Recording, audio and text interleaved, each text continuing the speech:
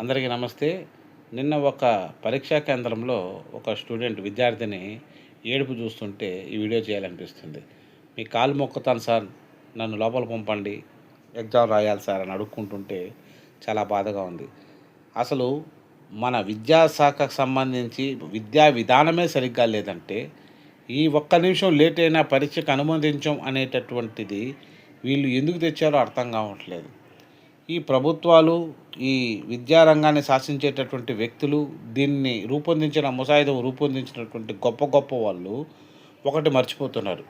మీ ప్రభుత్వ సంబంధించి కార్యాలయాల్లో టైంకి ఒక్క నిమిషం కూడా ఆలస్యం కాకుండా అందరూ హాజరయ్యేలా ఒక్కరోజు చేయండి.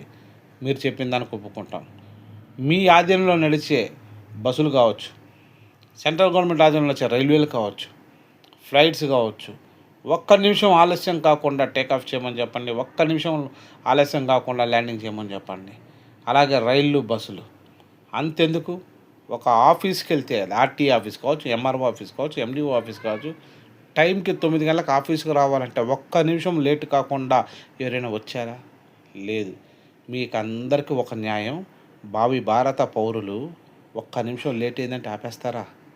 అసలు దీన్ని ముసాయిదాన్ని రూపొందించిన వాళ్ళకి పిల్లలు లేరేమో అనిపిస్తుంది. తప్పు. పిల్లల జీవితాల్లో ఆడుకునే హక్కు మనకు లేదు. ఒకవేళ ఒక 10 నిమిషాలు లేట్ అయిందనుకోండి, ఆమె రాయాల్సిన ఎగ్జామ్ టైం 10 నిమిషాలు తగ్గిపోయినట్టే కదా. అంతేకాని వాళ్ళని ఆపేసి ఆ విధంగా దారుణమైన పరిస్థితిలో ఉంచడం ఇది న్యాయం కాదు, సబబు కాదు.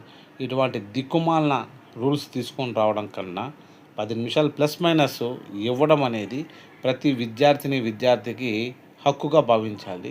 దాన్ని మీరు అమలుపరిచే విధానం చేస్తే చాలా బాగుంటుంది.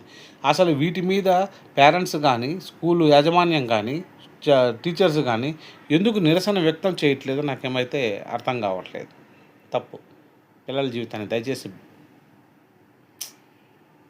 పాడు చేయకండి. జై హింద్.